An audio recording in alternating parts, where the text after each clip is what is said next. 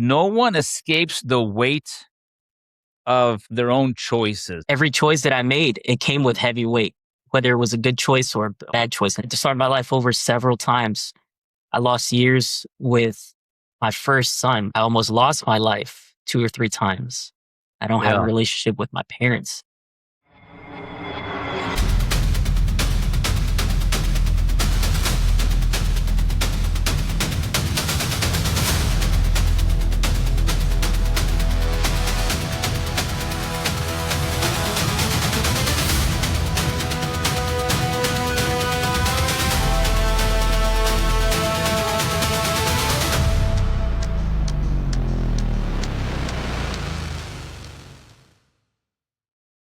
Hey, it's Lou Pimber. Welcome to Lou Pimber Speaks, author of the book Breaking Badly. We all have a book in us. People want to hear your story. You never know. You might inspire somebody. America needs inspiring. They need to hear the good, the bad, the ugly. Why not? Let's just put it out there, right? Speaking of authors, speaking of stories, I have a gentleman with me here today, Eduardo Eddie Otero Jr. He's my guest today, author of the book From Bare Feet to Boots. Check this out. From Bare Feet to Boots, inspiring story. Got a chance to read the book. And by the way, someone messaged me his story. Someone said, hey, you need to interview this young man. He's inspiring. So I like that. If you find someone who has an incredible story, send them my way. Shoot me an email, loupimber@gmail. Now back to our guest, Eduardo. Eddie, welcome, brother. How you doing today? Welcome, brother. Thank you for having me. And Yeah. I'm glad to be here, man. Right on, man. Right on. So where are you living at now? Where are you at? Currently live in North Carolina. North Carolina. So you've been all over the place, man. You've been all over the place, right? Yes.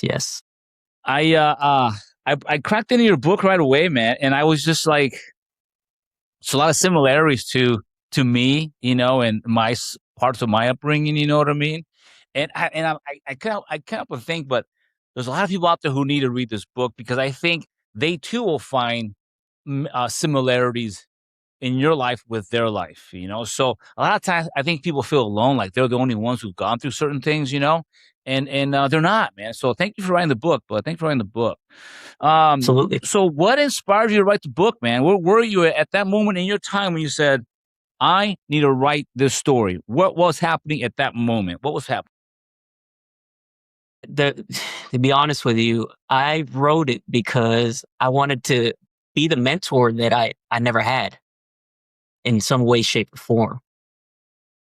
I dealt with all those things and I didn't really have anyone at that point in time to kind of sit me down and say, hey, you should really try this or think about things this way. And I just had to kind of go through all those things by myself and figure it out as I went.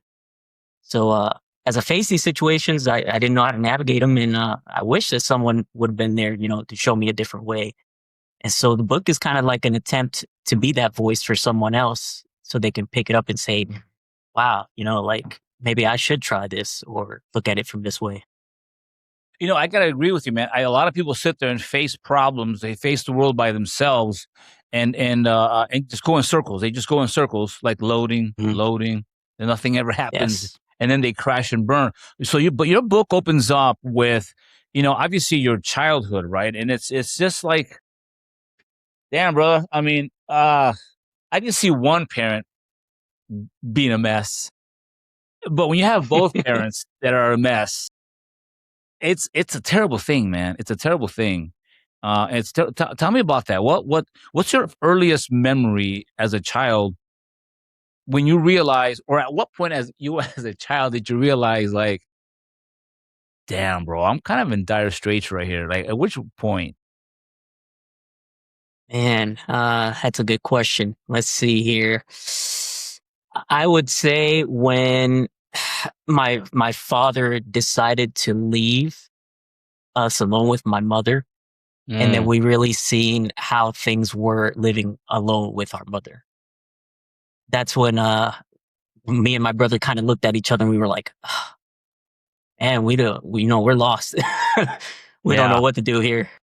Like nobody has our back right now. Nobody's gonna come get us. No, like we felt like we were absolutely at rock bottom. So That's such a terrible thing, man, because most of the time, it's when you're left with mom that you find that the the the hugs, the abrazos, the safety, right? And it was the opposite for you guys, man. That's a terrible thing. Man. When you think about those moments, like what sounds come to mind, right? What sounds come to mind? What smells come to mind? What comes to mind when you think of those things? When you're like, oh damn, I'm with mom right now.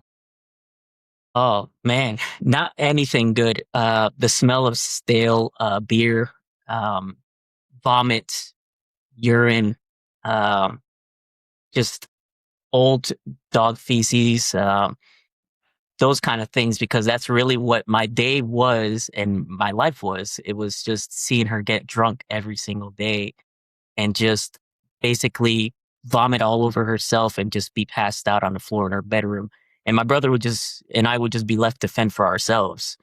So we would just sit there and just be smelling these things, and music would be playing in the background, and it would just be the salsa music or merengue that she had blasting from when she was starting to get intoxicated. So those are the things that kind of really resonate from those days in my childhood. Yeah, yeah, that's terrible, man.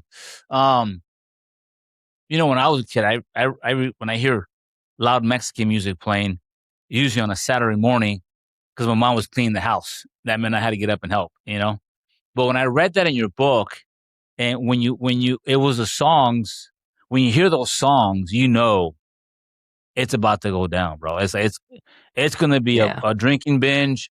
It's gonna it's va a ser una borrachera, bro. It's just gonna be a Mhm. mess, right? And Yes. and how old were you when you had those first memories of that? About, you would say. Those years span from 5 to 7 years old, maybe all the way up to like 8 or 9. They say that most people by the time they're age 8 to 9 have developed a lot of the characteristics and habits that they're going to take with them the rest of their life, right? Um, what habits did you have to realize you had picked up from the age of 0 to 8 that later on you had to, like, I got to change this? The habits that I picked up, that's a good, strong question. I was extremely dependent on someone to just be there for me and kind of give me nurturing feelings. So I kind of brought that into my adulthood. I needed someone to kind of be there and be affectionate towards me, and I have that Yeah, now. Whereas, I didn't have that as a child. I needed it, but I was not getting it.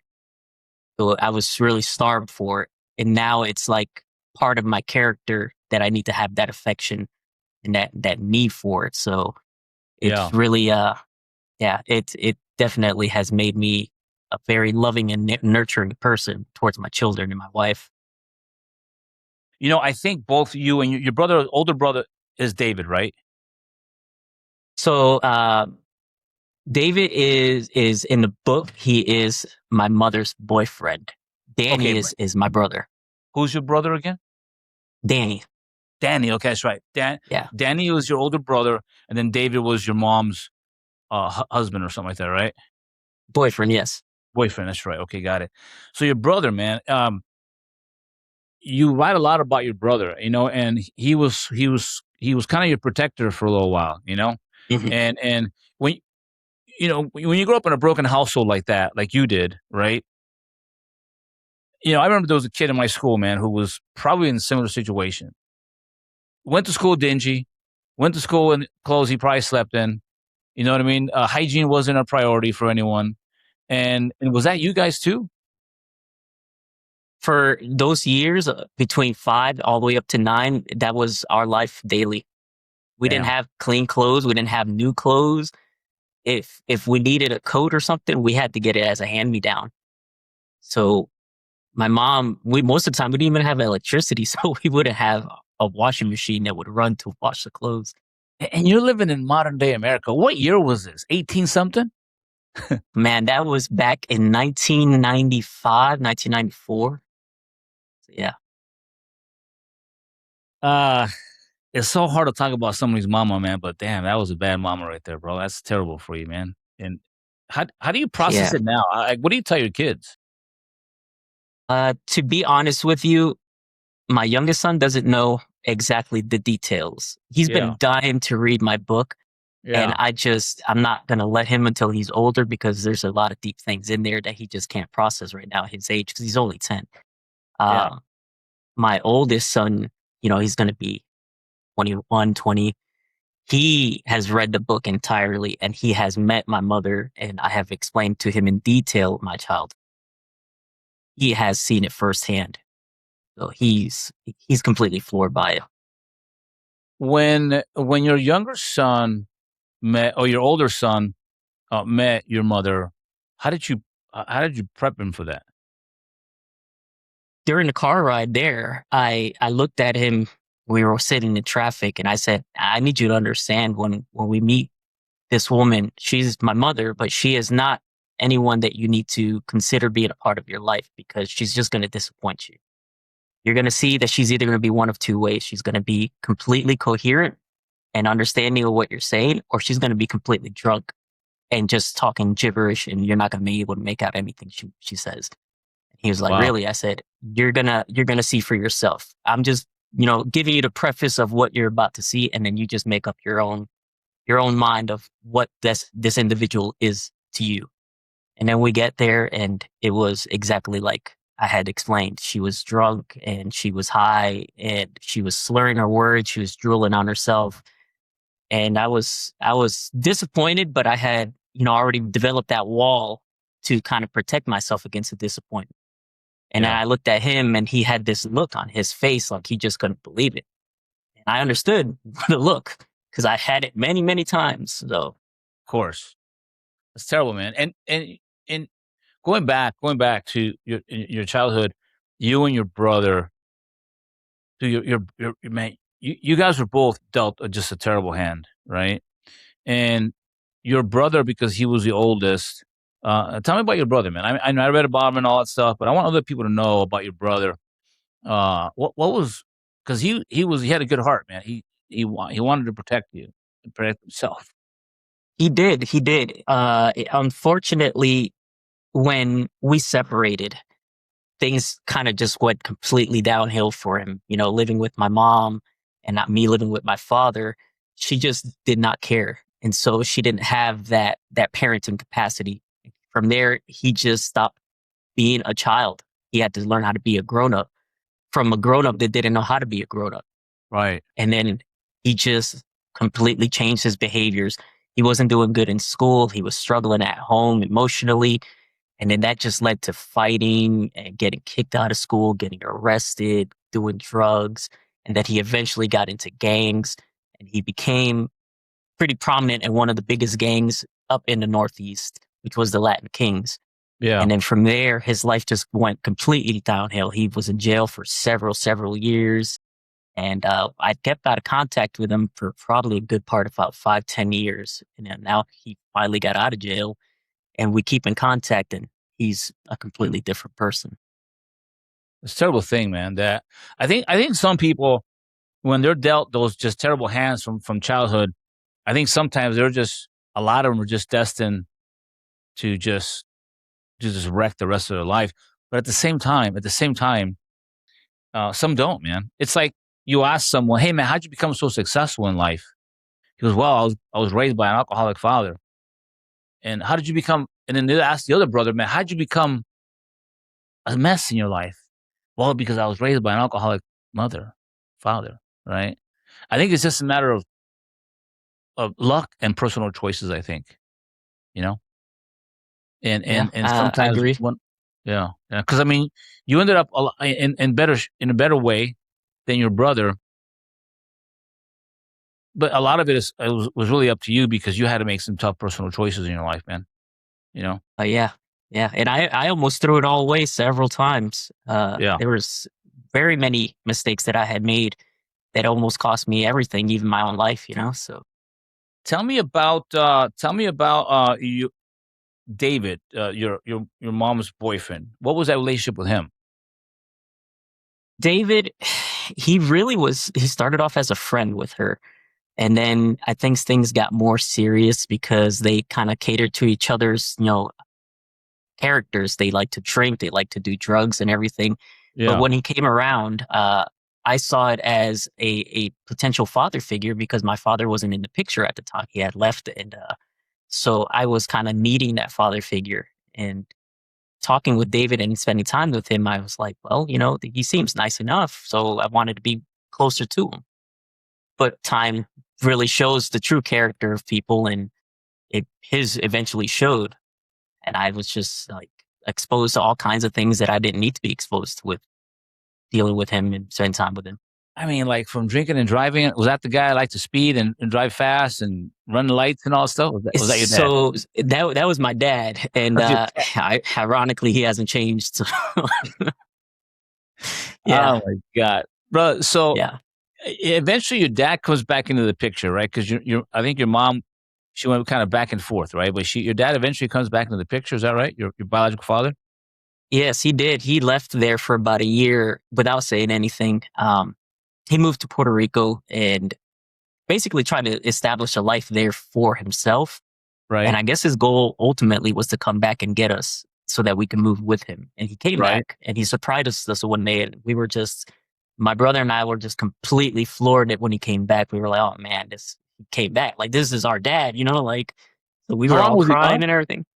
He was gone for over a year without saying a word. He just dropped at a drop of a hat. He just left. So we thought, like he just left us, like he wasn't coming back. And that was our mindset from that point. We're stuck with this woman. He's not Man. coming back. Wow. Yeah. And I laugh at it now because it's like going from bad to worse. Your father was bad, and your mother was worse, I guess. And together it was just a nightmare, I guess, right? in most times, yes. Where did you and your brother, where did you guys find refuge? With whom did you guys ever find refuge? Like, okay, we're safe right now. Did you have that person in your life anywhere? That was really only our grandmother. Mm, Our grandmother was she was just that humble person that just tried to be good in everything that she does. She was a typical Puerto Rican grandmother. She cooked for everyone. She even ran a restaurant in a part of Holyoke, Massachusetts, where she just cooked everything in this restaurant, and people right. would What come did she from make? everywhere What did to she eat. make? What was her favorite dish? Everything, arroz con gandules, pernil, pollo frito, Yeah. everything. Ah. And everybody would come from all over just to have this food. Wow. And that was her thing. And my brother, he had more of a relationship with her because he was around her more, and I was living with my father. But she just cared for all of us. And at one point she tried to take my brother from my mom, but she wouldn't have it. So Now, why wouldn't your mom just give you guys up to someone who cares for you, man? What's the reason behind that? the sad reality is that we were the only thing that she had that she can control and have some kind of power over anyone else, as far as like my father. And she didn't work. So to her, we were a source of income more Right. than anything. So it was social security, welfare, you name it. So Oh, food yeah. stamps. Yeah, everything. And literally this was back in the time when there were physical food stamps. The paper ones, they were like money. So Yeah, yeah, 'cause yeah, yeah. What year would that have been? What year would that have been? Because when I was a oh kid, we used man. to do the same thing.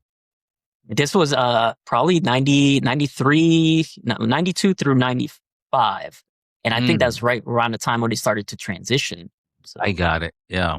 I might Wow. be I might be off on the year change. So but Yeah, yeah, yeah. Interesting. I didn't realize they had paper stamps even till then. yeah. Wow, wow. Okay, okay. So, and that's the only refuge you guys had was with grandma, and this was in Massachusetts. Yeah, as far as like a physical person, it was just our grandmother. Besides a physical person, it was video games and listening to music in our bedroom. Just If you had to describe your father, how would you describe him? If you had to describe dad, your biological father. our father, he was really the only person that would care for us when he was around, besides Yeah. our grandmother. He made sure we were clothed. He made sure we had food. He took us to school. He was a caring father.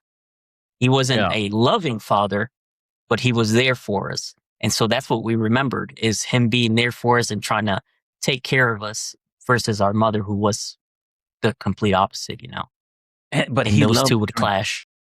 and they just they but he was a drinker, a heavy drinker. Is that the case? Oh, they were both heavy drinkers. They are both still heavy drinkers. Damn. All right. So, you at some point you and your brother end up living in Puerto Rico. Is that correct? Your mom and dad get back together and they Yes. go to Puerto Rico. And Yes. what was that like for you guys going to Puerto Rico, man? A whole different environment, right? A whole different environment. School's different. Brother, when I tell you that was a culture shock, oh my goodness. So we went from living in the cities of Springfield, Massachusetts, to Yeah. all of a sudden getting off on a plane and going into this really small community in near the beach in Salinas, Puerto Rico. Okay. And anybody that's familiar with the area is called Las Ochentas. Las So ochentas. yes, it was this little home made out of cinder blocks. It was built around this little jungle-lit area, and every day it was like survival of the fittest. I was fighting wasps and hornets, mosquitoes, and just trying not to fall into this hole where they had trenched for a bathroom, and Yeah. fighting kids from school and the heat. But it was, it was humbling because I enjoyed it at the same time. So Yeah. The attitude in people from Puerto Rico is a little bit different. I think people who are raised in an island have this laid back attitude. yes, for the Tomorrow, most part, yeah, yeah. mañana, Yes, tomorrow. Is that the case? yeah. Um, from what I remember, yeah, for the most part, and but everyone there, they had this loving appeal to themselves and others. So it was like one big family, no matter where you were. So down the Got it. street, if someone seen you struggling, they would help you. Oh, that's Now, good. I don't know if that's the case now, because Yeah. times have changed. But when I was growing up, that's what it was. I get the feeling it probably still is like that. I have some people contacts that are from there and they go there, and it's like that. It's like families, like they all kind of sort of look after each other. So, did you find some refuge there? Was there some happy times for you and your brother there at all in Puerto Rico? Absolutely, yeah. I really took a lot of taken in of the island itself. Especially when my father was there with us, he would take us around the whole island because he knew the island like the back of his hand. So Yeah. he would take us to all the spots that he remembered, and he'd say, "Look, they're over here. They're making lechon, and over there, they have music playing, and they have seafood fresh." And Yeah. I'd smell and hear all of this, and not understand what everything was, but it was like, wow, this is a whole new world. Like, and it was amazing to experience. And then Yeah. when my brother came later on, we both took it on together. We would explore the whole community, climb trees, and all kinds of stuff. That's awesome, man. That's good. At least you had a little bit of happiness there as a kid. But you and your brother, man, just always because of your current situation, either getting picked on in school, getting fights in school, your brother getting jumped, you getting jumped, and eventually you guys just had to fight back. And what was that like for you guys, man? And what did your parents do about it? Oh man, my parents, they didn't do anything. They said that, it's just part of being a kid. Just fight back. And my brother and I, we got to the point where we were just constantly just looking around and on edge, because some kids would be friendly and want to be friends with you and play. Yeah. Other kids, they would come up and all of a sudden just punch you in the face just because they don't like you. So it's like, 1 second is okay. There's the next second, oh, it's on. Like, I hear you. we're on the ground scuffling, bleeding and stuff. So, Yeah. but that was every single day, every Yeah. single day. I remember those days. Now, because of your mom having so many random people in and out of her life, you guys have so many random people in and out of your life.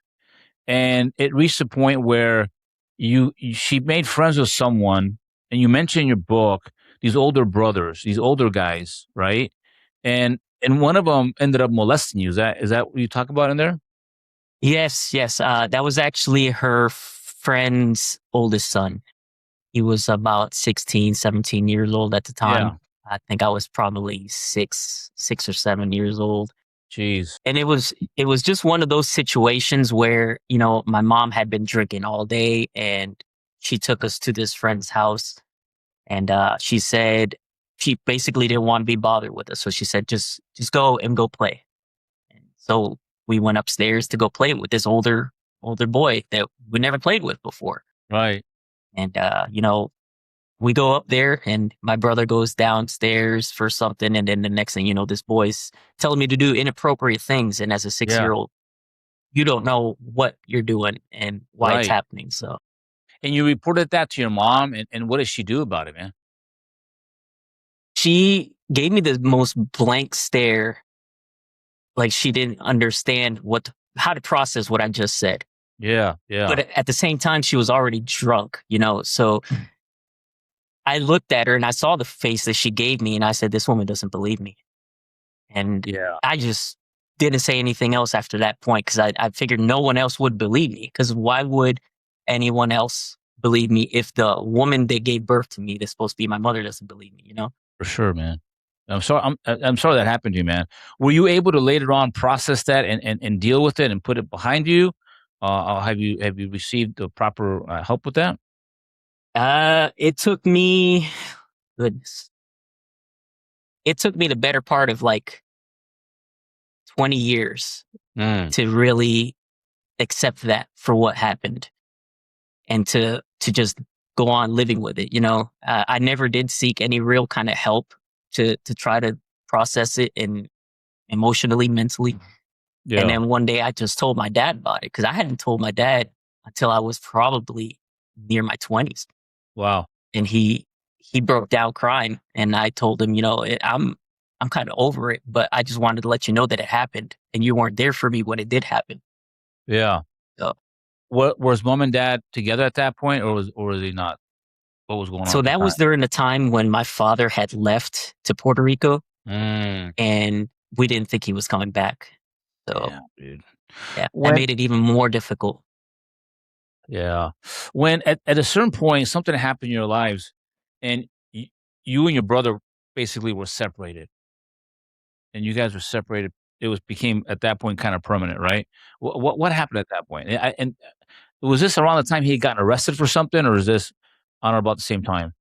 So we got separated around the time when I had came back from Puerto Rico with my dad, and my mom Okay. was trying to get custody of me because she found out I was back, and my father was struggling to do everything he could to keep me from her reach, and she was heavy into drinking and drugs, and from there, my father and I just kind of separated from her and my brother, and we just stopped talking for like a good while.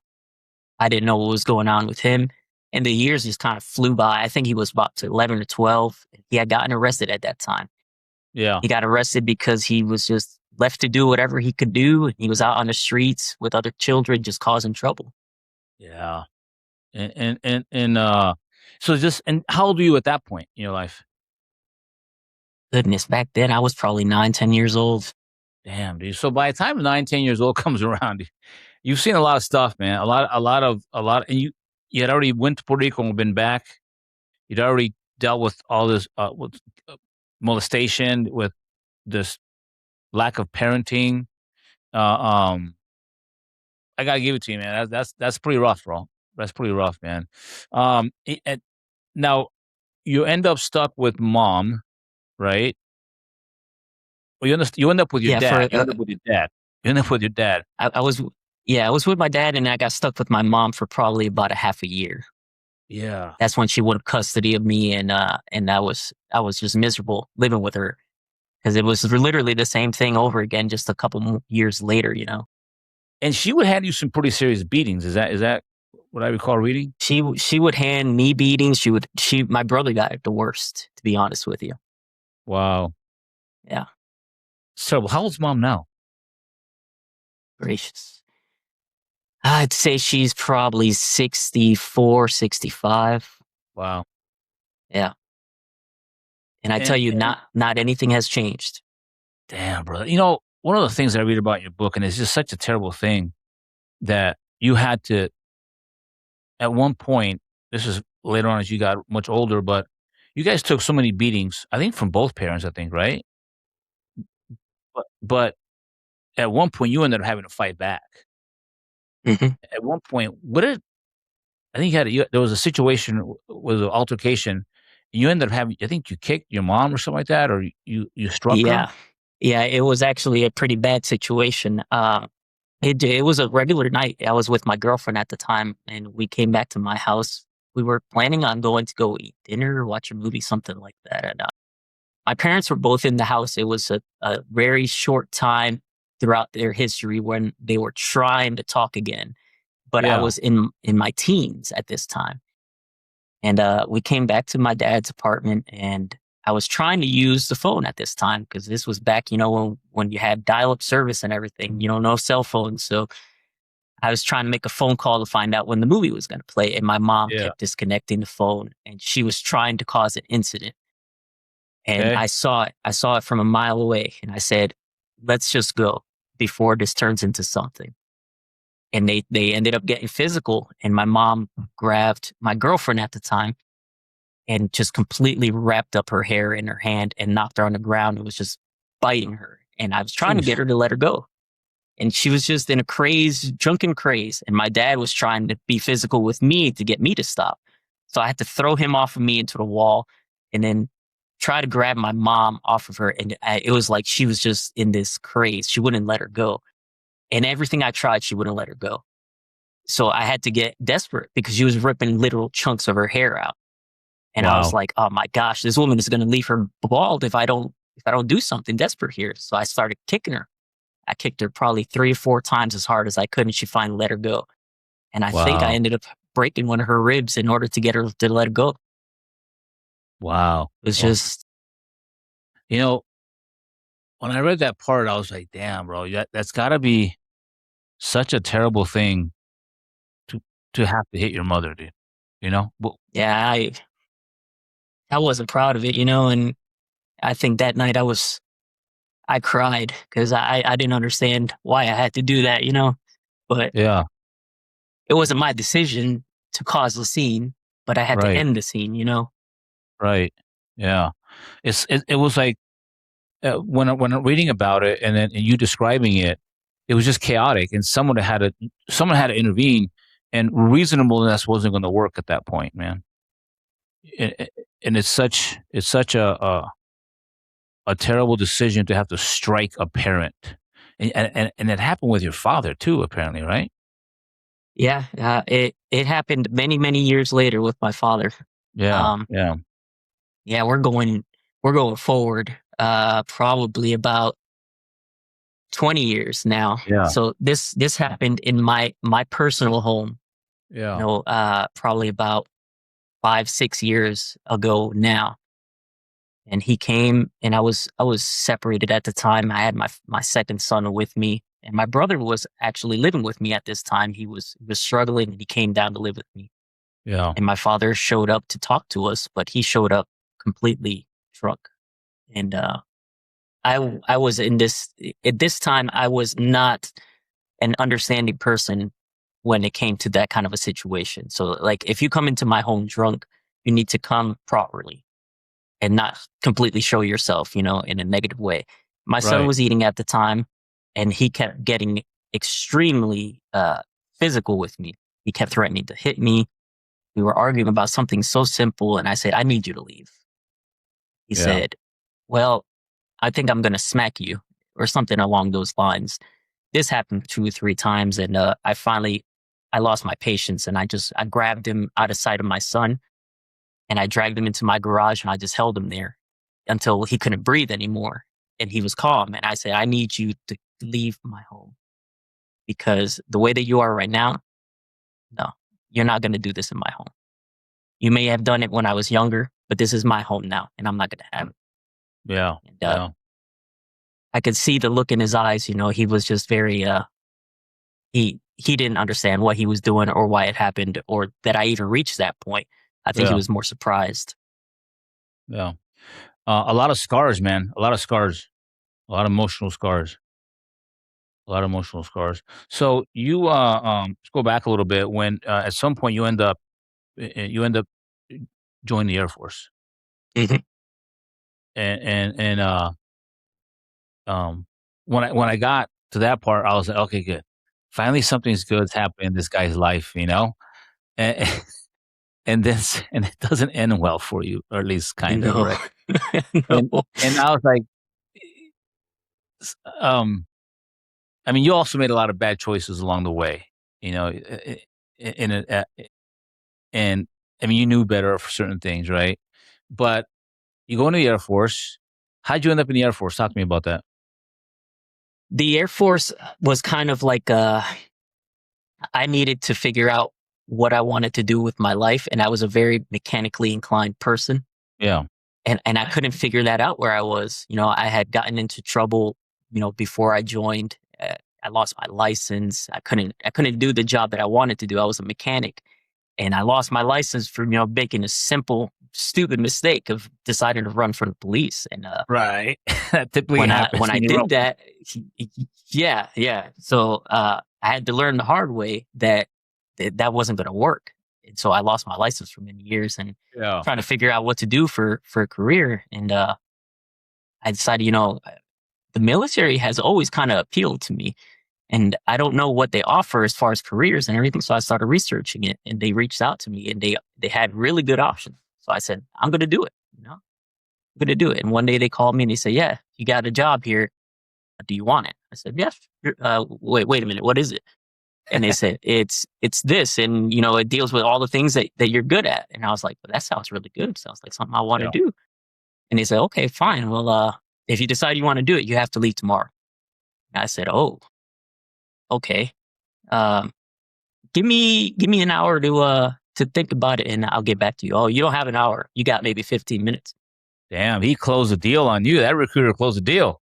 Yeah, yeah, he did. He did. But he didn't have to try very hard because I was ready to go. And so I went and I told my dad. I said, "Hey, I'm leaving." And he Yeah. said, "What do you mean?" I said, "I'm leaving." He's like, "When are you coming back?" I was like, "I don't think I am. I Right. really don't think I am." So Right. yeah. Did you talk to mom about that as well or no? No, my mom was not in the picture during that time hardly at all. Yeah. I stopped talking to her for, man, when I was in freshman, sophomore year of high school. I stopped talking to her all the way up until I had my second son. Wow. So you're Well, talking and about a good, your mom's still oof. alive today, right? You said? Yeah, she is. Damn. They say only the good die young, brother. Only the good die young. Yeah, nah, I don't think that's the case. I think it's the opposite. To be honest with you. Uh, so so you're in the Air Force, you're I think you're a mechanic of some sort, right? You're in the mechanical kind of field? Yeah, I was a aerospace ground equipment mechanic. Yeah. Basically, What everything happened that in the deals Air with the Force? aircraft. Say again? I said everything that deals with working on the aircraft, all the equipment that deals with fixing the aircraft. That's what that Right. was. But at some point, you kinda you you ran into some problems in the Air Force, is that right? Kind of, or Hmm. describe the I sure. situation. So what happened in the Air Force was when I joined with my first wife Mhm. and my first son, Right. and it was when I was really starting to change my life. And what ended up happening was that we just weren't happy. We weren't working out. We weren't even working out before I joined the Air Force. Yeah. But I made the mistake of continuing on with the relationship into the Air Force. Right. You're And hopeful. yeah, yeah. And anybody that's in the service that has done time in the service, they know either marriages work or they don't work. And you have Right. to be very cognizant of that before you go into a marriage. Right. This one was not going to work. And I wasn't reading the signs, and it ended up costing me my career because Yeah. she just turned out to be very, very spiteful and vindictive. And she ended up just completely turning it around for me. It was supposed to be the best thing that happened, and it turned out to be the worst thing. So, Let me ask you this question. What if I was asking her those questions, what would she say about you at my that point? goodness. That's a really good question. And there's my wife now tells me this. There's three sides to a story, right? There's your Right. side, there's the other person's side, and then there's what's really happened, right? Okay. So so I told my side of the story in the book 100%. And that's exactly what happened. She will probably tell you whatever makes her look good. So it is what it is. Um, yeah, I don't understand how some people, especially spouses of military members, how it is they go in there and just ruin it for the guy. Or some of them just know that they can and they just ruin it for them, you know? And in this case, she ruined it for both of you. Did she get busted for something at the PX or something or the BX? Yes, yeah. So she actually she worked at the AFES Hey, on base. face. Yeah, AFES. A lot of acronyms for that one. Yeah. But I'll I'll leave that as that. She was working there, and she made the choice to pick up a debit card, an AFES debit card, and use it. I think it was Yeah. a couple debit cards, to be honest with you. Yeah.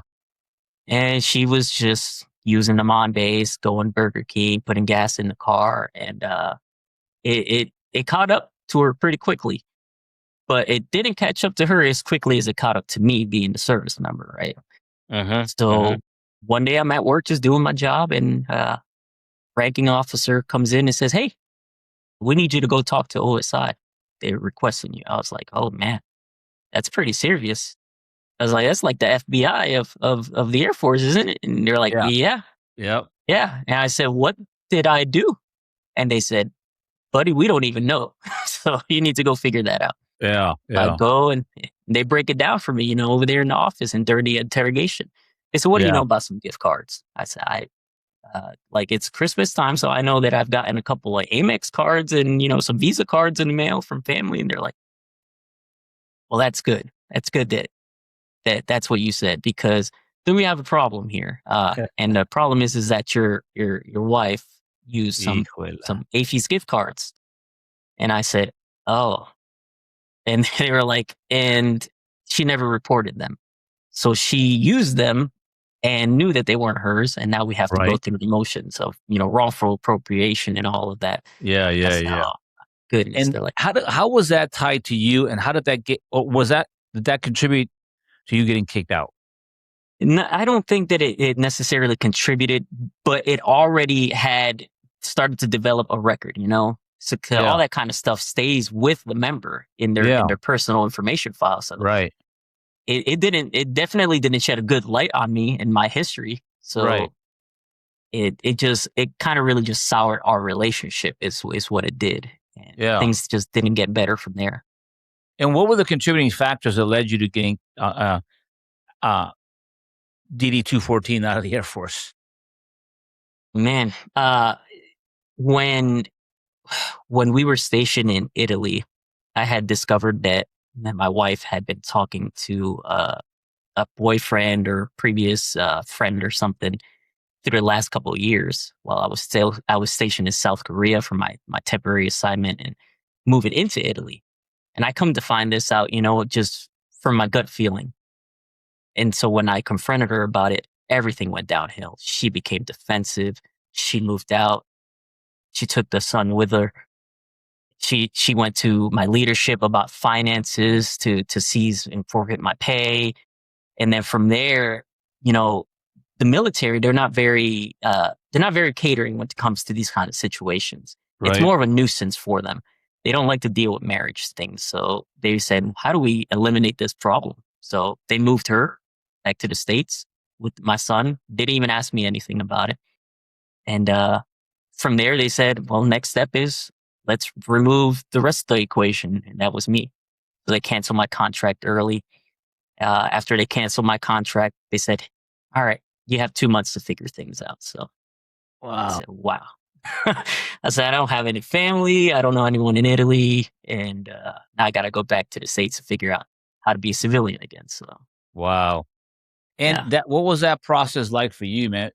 Look, you've endured so much in your life. You've endured so much in your life, and then you end up in the Air Force where you think this is hopeful, right? Um, how did you process that? And who did you blame, man? Who did you blame for all that? Because I mean, there was moments in your life where I think where you also made a lot of mistakes, and even though you knew better, but you made these mistakes. I mean, the drinking stuff like that. Um, Yeah. how did you process that? To be honest with you, during that time frame, I blamed myself, and I was ready.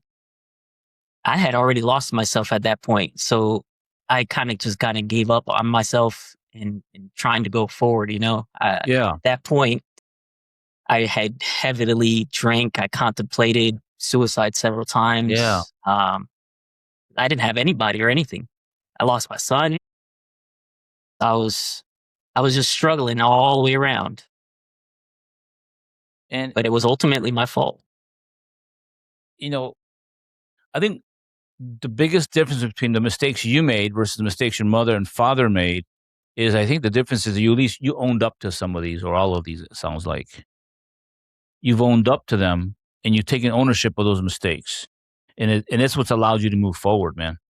Because I think in the case of your mom and your father, they know what they're doing is wrong. They're just not willing to take ownership of it. So props to you, man, for taking ownership of it. You know, Thank I you. know it hurts your heart. I know it hurts your heart to have to talk about how you had to hit your mom. I know it hurts your heart to have to talk about how you had to hold your dad down and cut his It, airway. it's taken a lot of years to be able to get to the point to be able to talk about it. And the book was really the you know the cusp of that to get past that point. And it was part of the healing process, to be honest with you. For sure. At which chapter was the most challenging one for you to write? Oh my goodness. Chapter 9. Chapter 9 when I Mm, when I moved to Italy, cuz if you read the initial beginning of the chapter, it was supposed to be a new beginning. Everything yep. was going good. And I was in a new beautiful place. Everything was going great in my eyes, and then all of a Molto sudden the enemy. bello. Yeah, yeah. And that's that's the title of the book. It's a beautiful new world, or the Yeah. title of that chapter. See, And yeah. that's what it was supposed to be. And it went downhill so fast. And I was like, oh my gosh, like what am I gonna do now? So I was just that in chapter. Modena. Hey, bro, I was just in Modena in June. No, you had messaged me when you were on your way there, and I was in I didn't want Modena. to say anything. I didn't want to say that I had already been there, and that Yeah, it's beautiful and everything. I was like, this yeah. is going to be a good conversation piece when we Yeah, man. I actually do was in talk. So Modena. I was in Venice. I was in Rome. I was all over it. I was out there like 20 some odd days, man. My wife and I, we rented the castle in Puerto Italy, and we did a vow renewal there. It was incredible for 86 of our friends. It was awesome, man. good, Uh, congratulations. yeah. Took the high speed train, all that good stuff. We've been there a few times, but this time it was very different, man. Very different. So, uh, you know, Air Force kind of has sort of a happy ending, not sort of a happy ending. You got an honorable discharge, and you had to once again kind of reinvent your life and start that whole bit over again. Uh, Yes, um, what did you learn from being in the Air Force? What did you learn about yourself, man? goodness, the Air Force taught me a lot of things that I still use to this day. It was it was the biggest changing part of my life, to be honest with you, Yeah, because it taught me so much structure. Everything that's done in the Air Force is done with a specific purpose. There's a manual for everything, and that still holds for me till this day. I try to follow all the things that they taught me in my regular life, in my work yeah, life. And to be honest with you, I miss it. I miss it I till believe this it. day.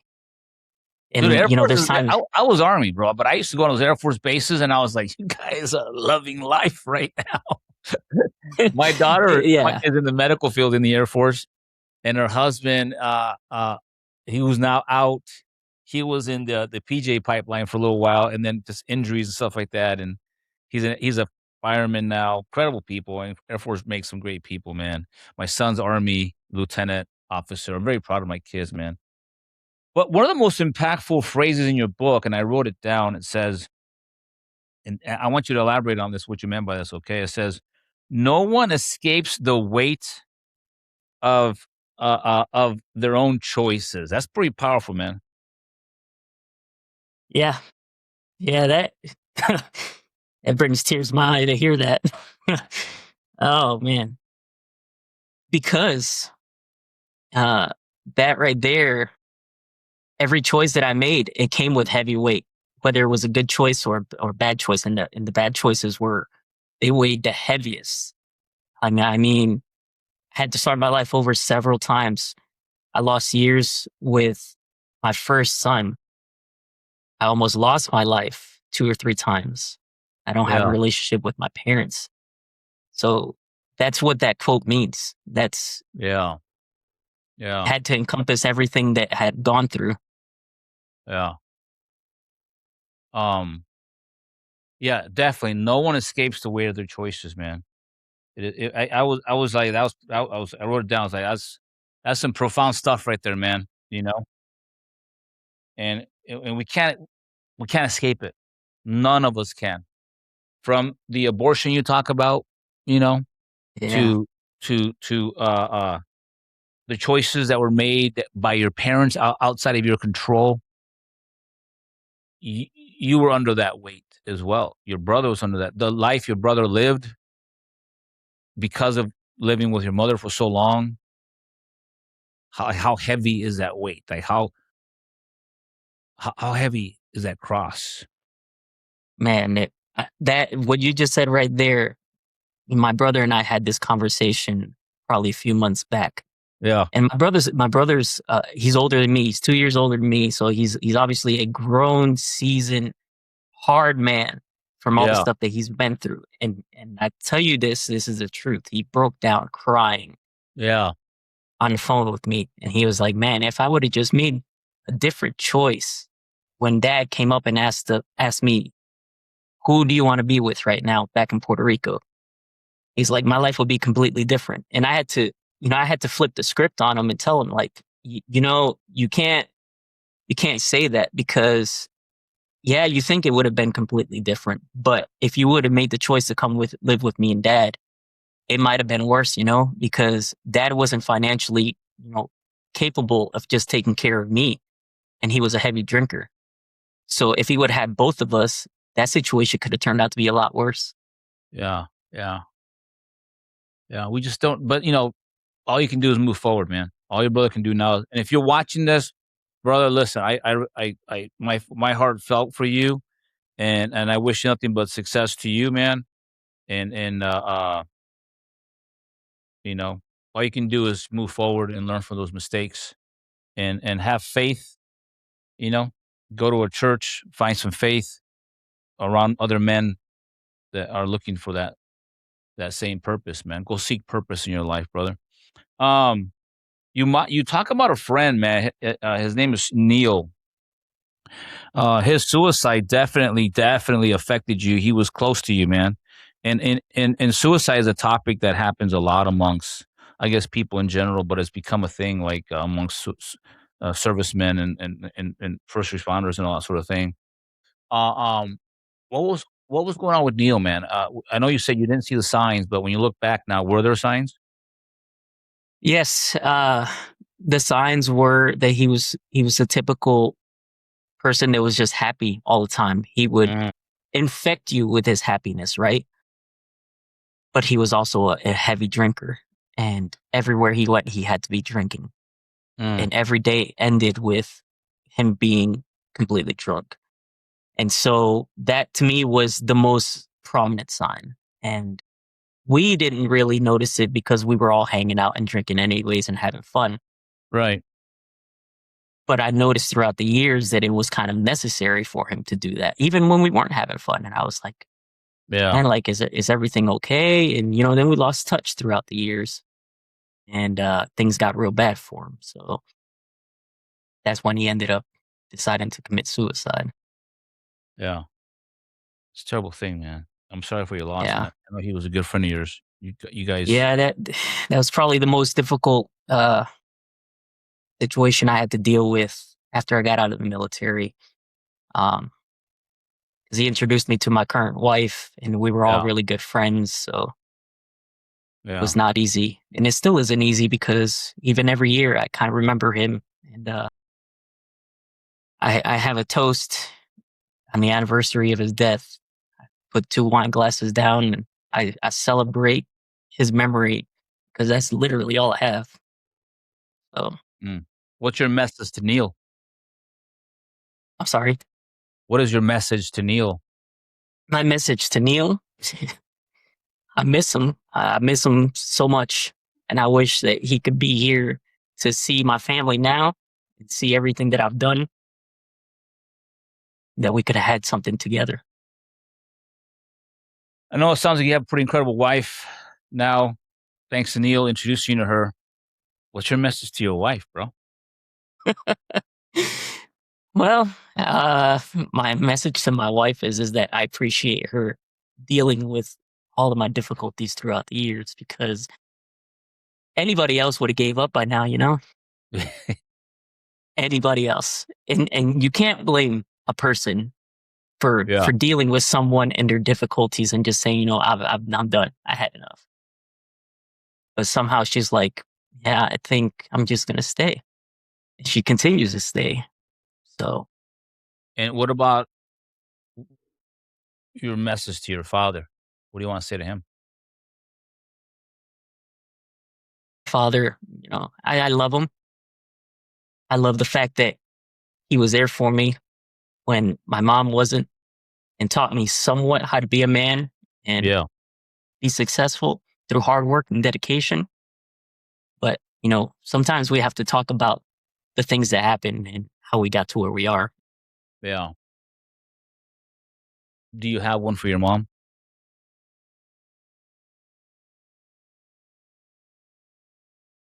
Yeah. Uh, I'm disappointed that we weren't able to have a really good life together where we can partake in each other's lives, and that she could be a part of my children's lives, and show them something and give them the love that she could never give me. What's the future for Otero, man? What's next for you, man? What do you want? What message do you want to convey to the listeners, to those who read your book? What's next for you, buddy? The message I really want to convey to everybody that reads my book, and it's in the book, God never closes a door without opening another. It's in the book.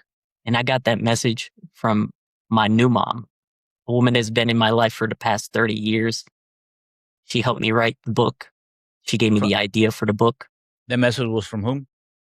For my new mom, she's a mother of my best friend for the past 30 years. And I just consider her my mom. What's her name? Her name is Lucelina Lucilina, Casanova. Yes. Lucilina Casanova. Got it. Got Yes. it. She actually wrote the book, The Masquerade is Over. I don't know if Mm, you've had the chance to read it. That's it right no. there. Oh, I love it. Yeah. So No. she endured her own struggles in her previous relationship. Yeah. And she discusses it a lot in this book, where she was abused mentally, physically from her first husband. Yeah. And I learned a lot from this woman. And she was really the only mother figure I had throughout the years. And she's Wow. the reason why I do a lot of things that I do now. What could you have done different, buddy? What could you have done different? Two things you could have done different. Oh, man. There are two things you said. Just two. Two things I could have done. I could have made better choices before I joined the Air Force. I'm not going to elaborate on what those choices are, but I could have definitely made better choices. I could have made a better choice of path while I was in the Air Force. So I think I would have been in now and successful. And this is the most heartbreaking part for me. I would have been retired April of this year Wow. if I would have made it all the way to 20 years. Yeah. Wow. Man, as we wrap up, my friend, how do you want your two sons to remember you? I want them to remember me as a person that not only went through a lot of struggles through his life, but someone that was, triumphant throughout those struggles after the fact, and successful. Yeah. So that way, when they read back on the book and they think about the stories that I've told them, like, yeah, there's struggles, but you have to be successful after those struggles, no matter what. You have to find a way. Yeah. And if you don't find a way, then you're ultimately not going to be able to make it. Well, folks, you've been listening to the author of Bare Feet, From Bare Feet to Boots, right here. Mr. Eduardo Otero Jr., a raw memoir of survival, trauma, and breaking the cycle. That cycle of abuse, alcoholism, and oftentimes, in your case, participating in that alcoholism and bad choices. Yes. And so, I encourage all of you to read that book, buy it. Get it on Amazon. I'm sure it's on Amazon. Where can people find you, Otero? Where can people find you, Eddie?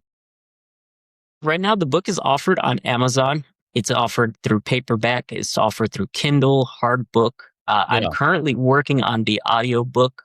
It's going to take me some time because I'm doing it in my own voice because I want it to be Yeah. authentic. Yep. And I'm just on Amazon. I have a couple of advertising videos on YouTube as well. The links are Good. available on the book through the description. What's your social media? I don't currently have a social media. I'm working on that as well. Okay. So I have to develop my own social media account and everything. I have my Okay. own personal Facebook, but that's really just for my own personal family and friends. So. Got it. Well, listen, Eddie, I want to thank you for your time. I want to thank you for sending me a book. I got my Yes, own sir. signed copy. You were kind enough to include a nice letter in it, which I kept in here, by the way. I appreciate that. Much success to you, Mr. Otero. Much success to your relationship, your son, your two Thank you, sons, sir. and may God continue to bless you, man. And I hope Thank that you. you find the answers that you're looking for. And along the way, I think you can have a message to share with other people that hopefully you can help change their lives. And if you out there, if you like what you saw today, some of this information, it touched you in some different ways, like and subscribe, man. Put a comment, put a message on the chat here today. This is the channel that we're working on sharing great American stories with people. And if you know anyone out there who has a great story, an infamous story, I want to hear about it. I want to talk to these people. I want to know what makes them tick. A lot of people walking around America today just feeling like anonymous, yet they have so much to share. I want to talk to them. My name is Lou Pimber, author of the book Breaking Badly. Thank you for being with us today. Like and subscribe. Talk to you all very soon. Eddie, muchísima suerte, my friend. Talk to you all very soon, Eddie. Thank you, Take care, sir. brother. Thank you for having me on your show. Thank everyone for listening. For sure.